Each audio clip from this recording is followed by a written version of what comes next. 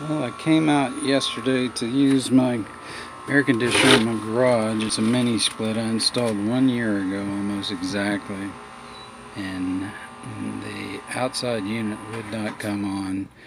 Threw an error code on the inside, came out, and the outside unit is not running.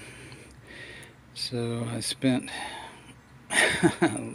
untold hours researching and wondering what was going on, and when I started taking this apart, I smelled something dead, but I could not see where in the hell. I thought a rat had crawled up in there and died, but I could not find anything dead anywhere. I took all this apart down in here, took those jackets off, those insulating things off, because it was really hard to see down in the bottom. And I said, Jesus, I can still smell it. There's got to be something in there. This board is mounted inside this thing like that. And I finally decided to just go ahead and take this out and look at the back side of this board just to see if I could see if anything was shorted out. And look what I found. A stupid dadgum lizard has shorted the freaking thing out. And I mean, there's a million lizards around here, so I don't know how I could ever fix it to keep the lizards from shorting the thing out again. And the little bit of hunting I found for this board has been almost impossible. I found one place that had a listing for an Olmo board. It wasn't the right one, but it was $350. So, God, I rue the day I installed a mini split. I should have just gone with a big through-the-wall unit. Well, this just makes me sick. Anyway, I thought somebody else might be interested in how fragile these mini split computer boards can be. If a stupid little lizard crawling around in there can cost you $300 or $400 if you do it yourself. Anyway, I'm really ticked. And it looks like he got fried where those big capacitors are mounted on the other side of this. See those things right there? There's some types of, some kind of capacitor, starting capacitor or something. They're soldered into this board, which is a bad design too. I mean, they should have these mounted separately where you can unplug them. But these are soldered into this board, and that's where he got zapped. And you can see where it melted the board. So, it doesn't look good. Another lizard right there trying to make a home in here while I'm working on it. Bastard.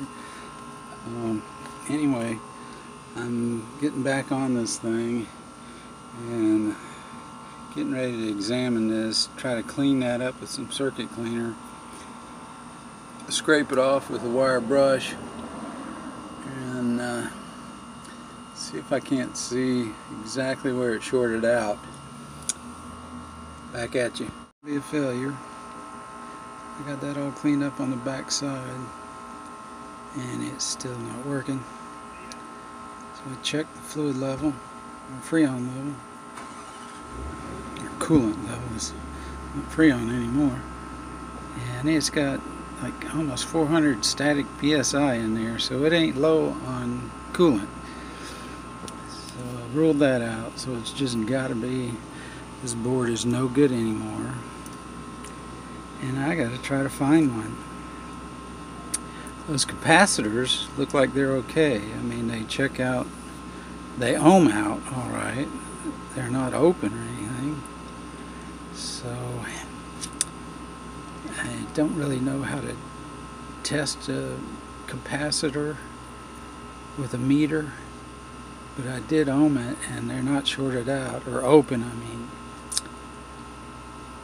And I couldn't find any other things that looked like they would be open. But there is power going into this board, but no power out. Here is the power out.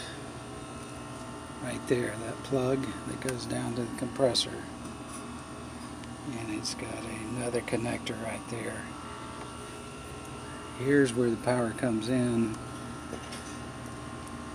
on that plug right there. Is the brown and blue and black are the power in. I'm not sure exactly what all the difference is, but there's power there.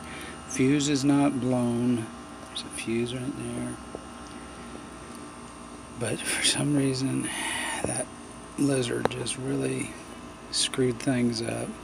Probably fried one of those integrated circuits, those tiny little integrated circuits or resistors or something there, because I mean there was arcing all over the place on the back side of this thing. I'll turn it over and let you look at it. By the way, be very, very careful around these capacitors, because they will knock you for a loop if they're not discharged. It's been about at least 10 minutes since I turned this off, so I should be alright. But I just want you to see the bottom of this after I got it cleaned up. There's where all the damage was, and it cleaned up okay, and still looks like all those solder ways are intact. I used my ohm meter around all along every pathway I could see, and it doesn't seem to be broken anywhere, but obviously something is fried on the other side of that board. And you can see where the worst of the heat was right there where all that copper is showing. And on this side, that corresponds to one of those little integrated circuits right there, right near that capacitor. So my guess is it's that integrated circuit right there that's fried. It actually does look kind of burnt looking at it through the camera. Let me pause this and look a little closer.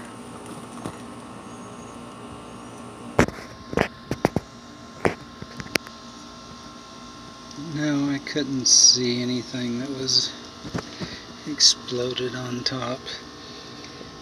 And all those, every resistor on there, those gray resistors all ohm out. None of them are open. So back to the internet, trying to find the part. Well, here I am again. I got the replacement board.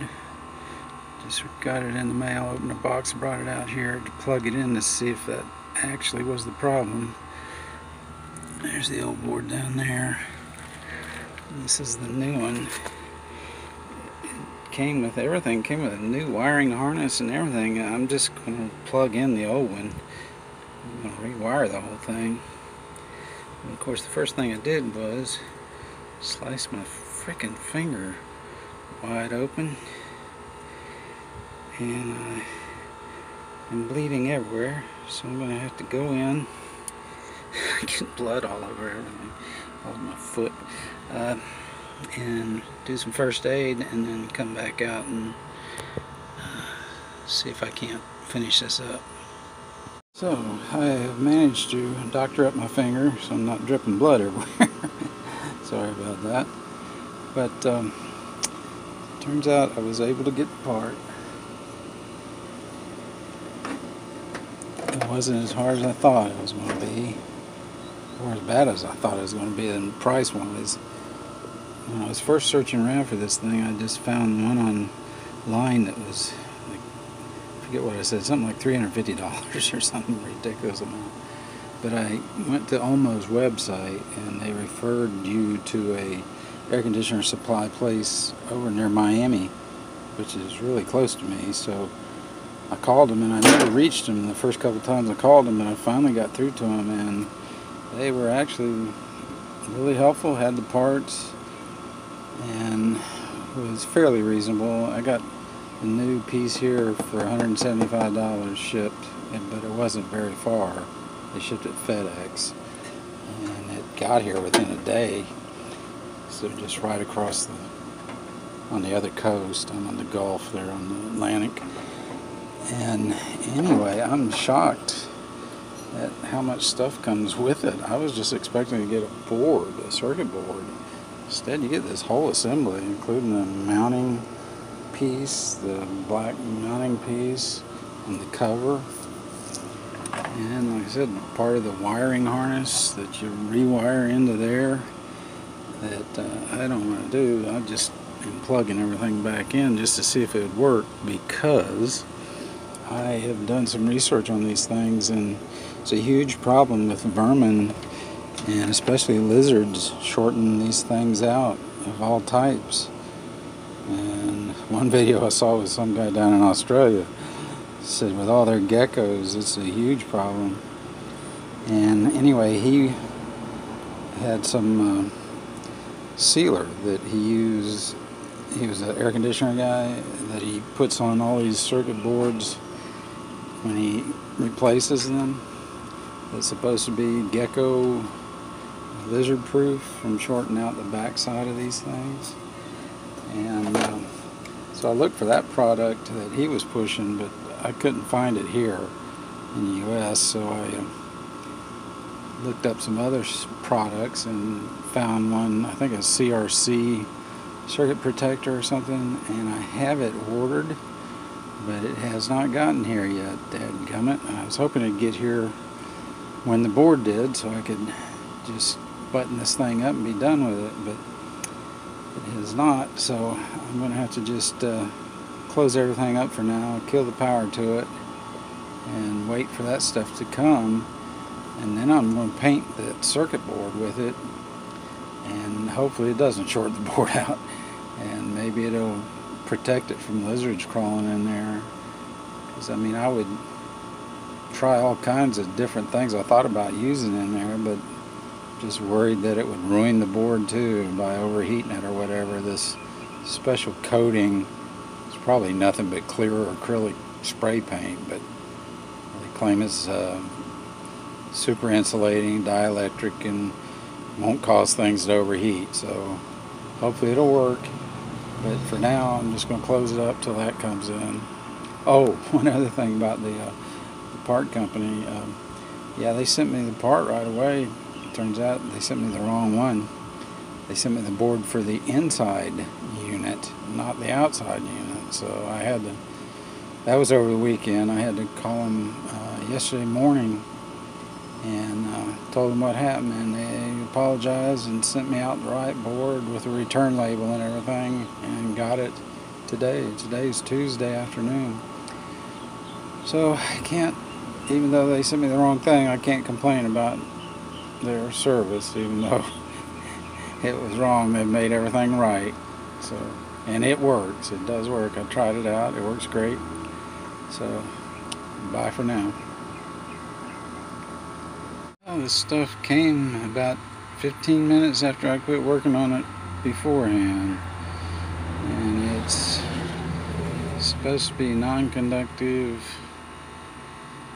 polyurethane film, flexible non-conductive insulator. So we'll see.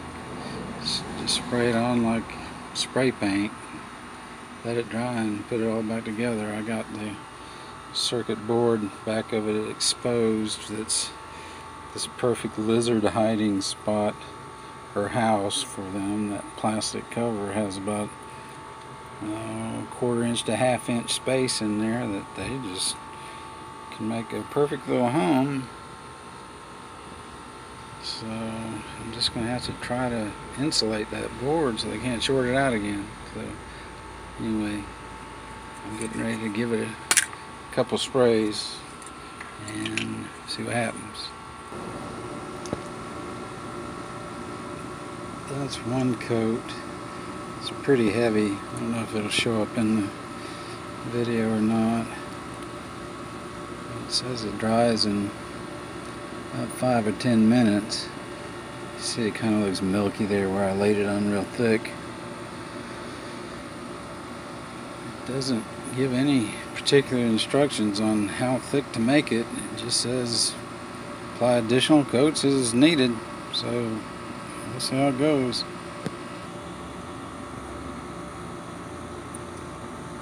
Well, it does dry pretty quick. It's been about maybe 4 or 5 minutes, and it's dry to the touch. So it's in that baking hot sun, so it's like it's in an oven. So I'm going to put the second heavy coat on it and maybe just let it go at that. Let's see. Second super heavy coat, you can see how milky it is. I mean, if it was me and I was making this thing, I'd encase it in polyurethane or epoxy or something, instead of just giving you a naked circuit board to be shorted out by anything that comes along. But that's still not thick enough as far as I'm concerned, so I'm going to let it dry and maybe try one more heavy coat and let it go. That is my final coat that I'm going to put on this. It's super heavy, and it's 3 what I would call heavy coats. If that won't protect it, I give up. Nothing will. Alright, I think it's dry enough to put it back together.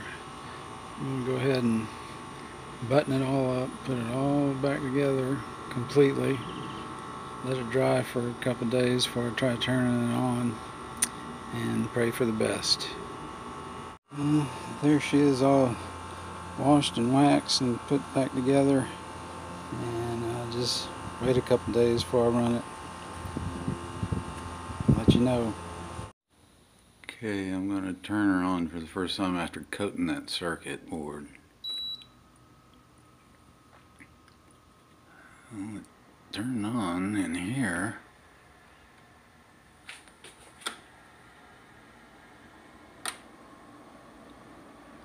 Seems to be working in here. Let's see about outside.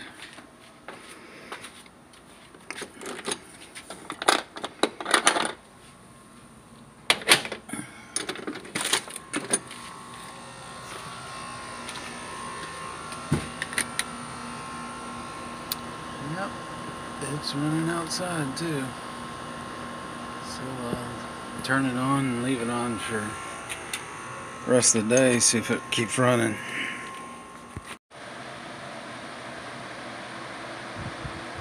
There's a little modification I had to do to try to help out the cooling in here, because these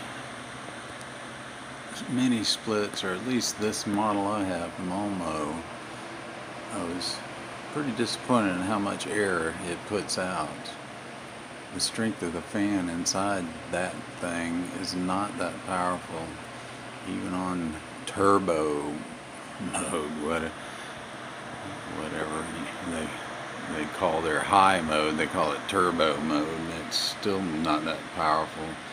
But this oscillating fan seems to help spread it out in this garage a lot better, because it's just a 2-car garage, but it's just not up to the task. I should have gotten a 18,000, but by my calculations, 12,000 was supposed to be enough, because this is insulated door, insulated windows. But should have gone with the bigger unit. But anyway, it was quite a bit more expensive, so I went the cheap route. And I mean, it does cool it down. It keeps it a lot cooler than the ambient temperature, that's for sure. There's a shot of my dart I'm working on. Managed to get the doors jammed yesterday. Let that dry for a couple days and sand this quarter and rear down and paint it finally and be done with this. I had a lot of metal replacement to do there, but I'm on the home stretch now, hopefully. Jams turned out pretty good, I think. I'm happy with those.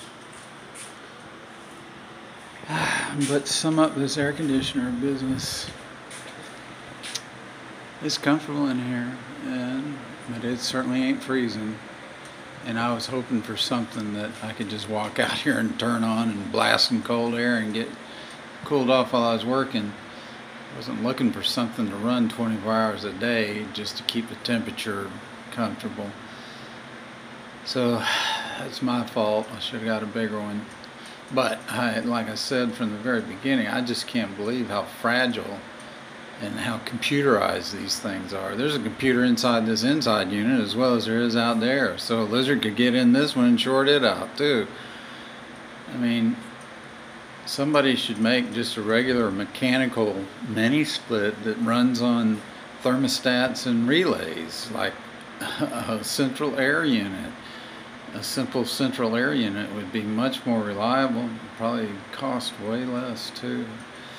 Be practically no maintenance, but I don't know, maybe somebody does make one. I don't know that much about them, but man, I'm telling you, if that circuit isn't protected by that spray I used on it and another lizard shorts that thing out in another year, I don't know what I'm just going to do without an air conditioner, I guess. Just not work during the summer.